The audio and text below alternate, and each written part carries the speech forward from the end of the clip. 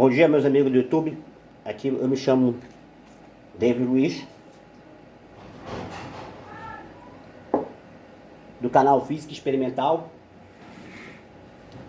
E a gente vou ensinar para vocês como é que o pessoal faz o modelamento. Como é que a gente faz o modelamento? Muita gente me perguntou aí, por isso que eu tô... como é que a gente faz o modelamento matemático de uma pandemia? Certo, gente? Uma pandemia. Aí você deve estar pensando, é o coronavírus? Exato, é o Covid-19 aí, que é o coronavírus. Vamos lá então, como é que a gente faz esse modelamento matemático? Bom, nós sabemos que esse tipo de doença, que são pandemia causada por vírus, nós sabemos que ela começa uma grande parte da população começa a entrar em contato com o vírus e isso cresce exponencialmente.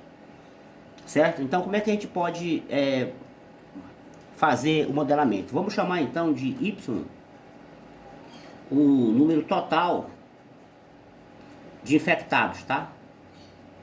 Muita gente não gosta dessa palavra infectado, prefere dizer contaminado, mas eu vou chamar de infectados, tá?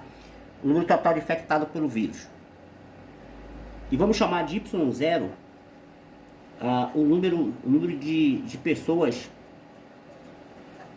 o número de pessoas inicial, o número de pessoas inicial tá infectado, justamente as pessoas que vão entrar no país com a doença para contaminar o restante. E vamos chamar de B como sendo a taxa de contaminação, ou a taxa de, vamos chamar de contaminação, ou, né, taxa de contaminação, ou seja, como é que o Y0 vai atuar sobre o B. Isso vai dizer como é que o vírus vai se propagar. E vamos chamar de T, que é justamente o tempo que vai demorar, que é o tempo que eu vou chamar, esse tempo nosso aqui, pessoal, ele vai ser medido em semana. Então, é o tempo que vai levar, como é que vai se comportar o total de infectados pelo tempo, né? O tempo vai aumentando e o número de infectados também vai aumentando. A gente vai querer como é que se comporta isso aí, né? Como é que a população total se comporta perante ao tempo. Então, essas são as variáveis que nós temos aí. Então, a gente pode escrever uma função, né? A função que rege é uma função que tem uma cara exponencial dada por essa função aqui. Y igual a Y0, tá? Que é o total inicial de infectados, que multiplica B, que é a taxa de contaminação, elevado a T, que é o tempo. Certo? Então, essa aqui é a equação que rege, é uma exponencial. Vou dar um exemplo bem prático aqui para vocês aqui. Vou fazer um exemplo vamos ver um exemplo prático aqui.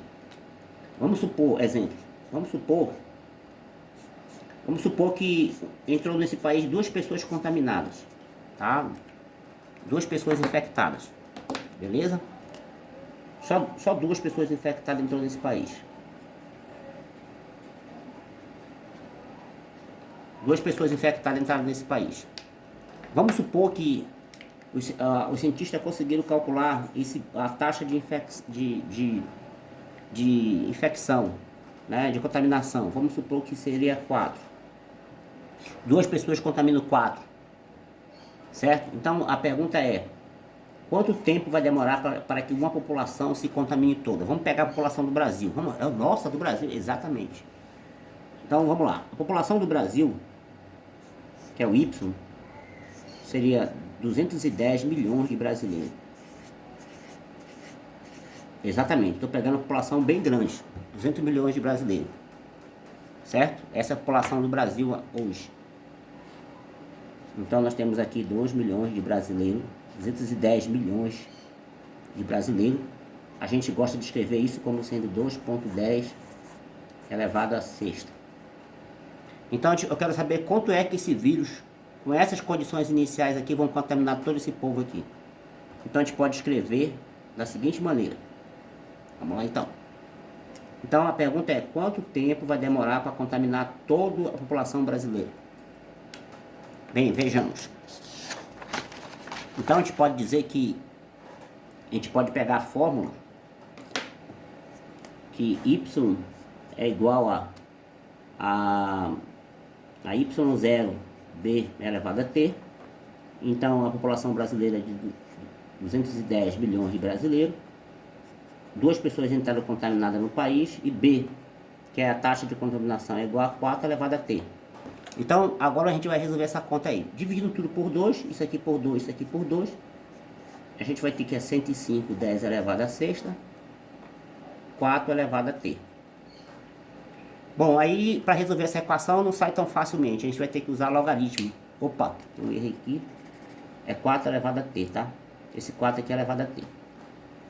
Então, para resolver essa conta aqui não sai tão fácil, porque aqui esse 4 é elevado a t. E aí como é que a gente resolve essa conta? Vamos aplicar então aquilo que a gente aprendeu lá na quarta série. Taca logaritmo aí. Vai ficar log de 105, 10 elevado a sexta. Vai ficar log de 4t.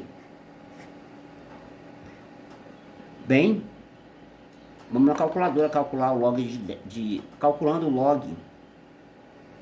log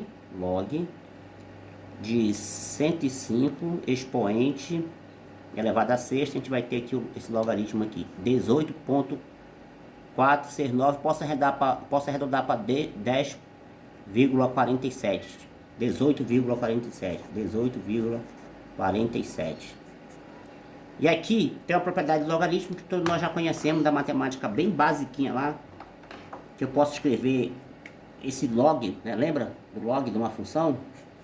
Log de AX é a mesma coisa que X log de A, né? Lembra disso, né? Todo aluno sabe isso. Eu posso escrever isso aqui como sendo T, ó, T, que é o tempo que eu quero, certo? Log de 4. E aí eu vou ter que achar, vai ficar assim, ó, 18,47 T. E aí eu calculo o log de 4. Vamos para a calculadora científica? Log de 4. Aqui o log de 4, 1,386. Aí. Certo, gente? Então, T, o tempo em semana vai ser 18,47 dividido por 1,386. E o resultado dessa divisão vai ser 13,32 semanas. Então, como uma semana tem 7 dias, logicamente, 93 dias, para que toda a população brasileira fosse totalmente contaminada. É espantoso, né, gente? Então, matematicamente, nós temos aqui toda essa população do Brasil, de 210 milhões de brasileiros, ia levar 13 semanas, ou melhor, 93 dias para ser contaminada pelo coronavírus. Dividido isso por 30, nós teríamos aí 3 meses para que toda a população fosse contaminada. Levou um susto, né? Logicamente que não vai se comportar assim, porque a gente vai explicar agora. Nós sabemos que, por que não vai acontecer isso? Nós sabemos que o que acontece é que, justamente aqui no B, na taxa de contaminação, é porque uma pessoa que se trata, umas pessoas vão se tratando, outras vão criando imunidade, então a contaminação não se propaga tanto assim, justamente por causa desses fatores aqui, principalmente no fator B. Quando você cura uma pessoa, ela deixa de contaminar as outras, então vai caindo isso aí. Então vamos para a explicação número 2. Então não se apavorem quando você vê a matemática, porque tem uma explicação óbvia. Por isso que nós vamos plotar o gráfico agora. Vamos plotar o gráfico agora. Para plotar esse gráfico, a gente vai fazer o seguinte, a gente vai tentar explicar para você da seguinte maneira. Y e o tempo que é dado em quê? Em semana, né? Aqui o tempo é em semana. O que acontece? Se nós pegarmos a nossa equação, que nós temos y igual a y0 mais b elevado a t, nós falamos que isso aqui é 2, a taxa de contaminação de infecção é 4t. Então, quando t for igual a 0, não há dúvida que quando t for igual a 0,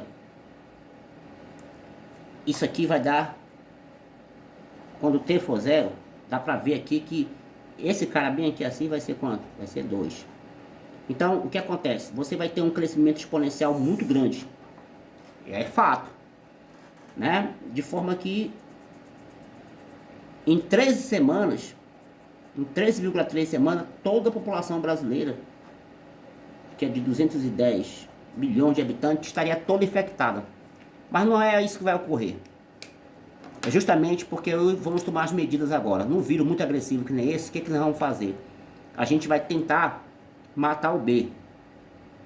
Certo? A gente vai tentar matar o B. Eu vou até botar aqui na fórmula. Y é igual a Y0 mais B elevado a T. Se a gente tentar... Vamos tentar diminuir B. Se a gente tentar... Já que a gente não consegue mexer no Y0, porque o Y0 foi as pessoas que já vieram lá de fora com o vírus para cá. Então a gente vai tentar controlar o B, que é justamente essa taxa de uma pessoa contaminar o outro.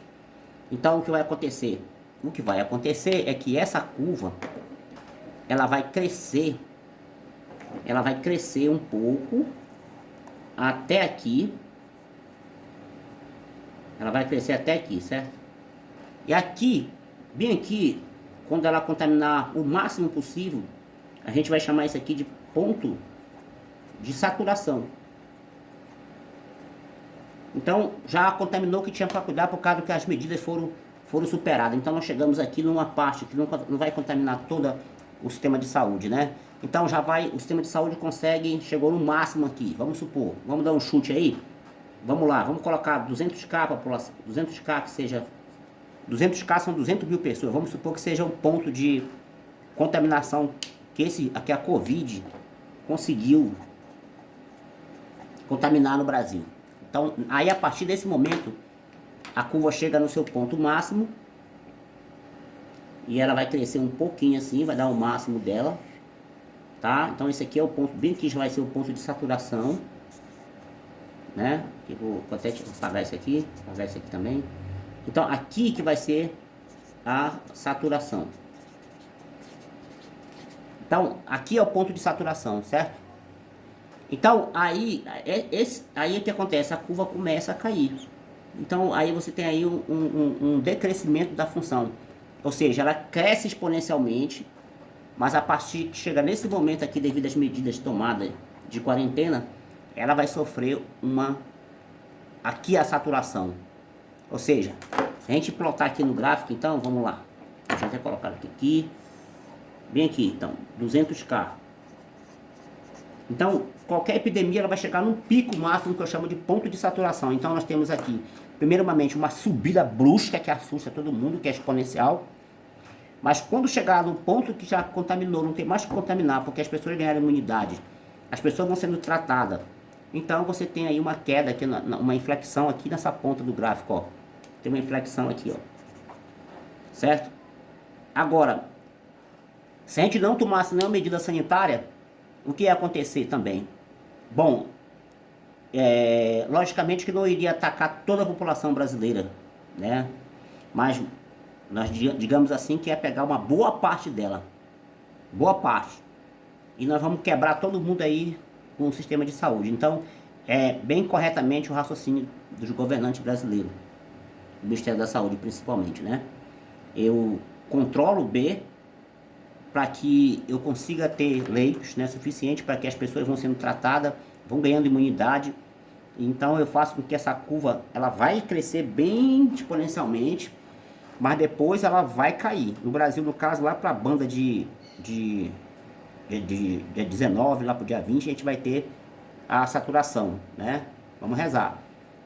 200k, vamos supor. Aí depois ela vai cair. Que aqui no caso tem aqui o decrescimento dessa função. Falou, gente? Então não se espante quando você vê uma exponencial. Ela vai ter um ponto de saturação e ela com certeza ela vai ter um ponto de inflexão e vai começar a decrescer. Mais vídeo que nem esse no meu canal no YouTube. Falou, gente? Curta, compartilha.